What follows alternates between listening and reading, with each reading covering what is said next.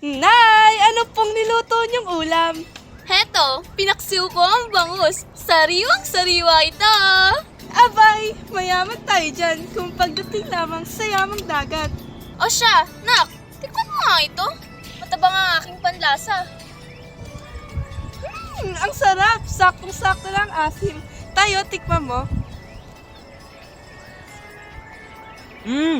Pakasukang pombong yan. Sa puso ng Bulacan, nakatago ang isang bayan. Puno ng sining, kultura at kasaysayan.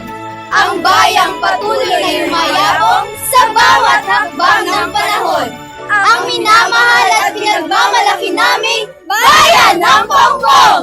Ang Paumbong ay isang bayan sa Bulacan na tanyag sa paggawa ng sukang paumbong. Isang natural na suka mula sa bungang sasa na may kakaibang asim at kalidad. Bukod sa pagiging pampalasa sa pagkain, ito ay mahalagang bahagi ng tradisyon at kabuhayan ng mga lokal na residente. Matatagpuan sa bayan na ito ang mayayabong na sasahan. Ang mga punong sasa ay nagsisilbing mahalagang pinagkukunan ng kabuhayan at likas na yaman. Ito ay sumisimbolo sa kasipagan ng mga mamamayan at sa pagpapahalaga sa kalikasan ng aming bayan.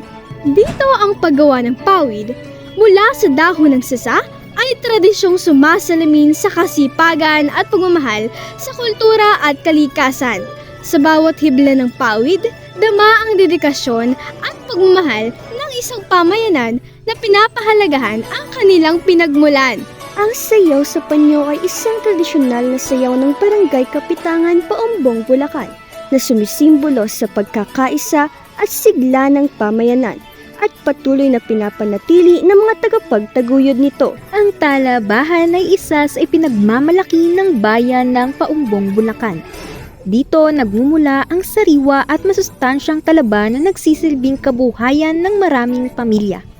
Ipinapakita nito ang kasipagan ng mga paumbongenyo at ang yaman ng dagat na patuloy na nagbibigay buhay sa aming bayan. Ang aming bayan ay kilala sa pagiging mayaman sa lamang dagat. Sagana ito sa sariwang isda, hipon, alimango at iba pang biyaya ng dagat. Ang yamang dagat na ito ay patunay ng masaganang kalikasan at mahalagang bahagi ng pamumuhay ng mga mamamayan. Buksan mo ang bintana ng Bongenyo, ikaw ay kasama sa pagbabago.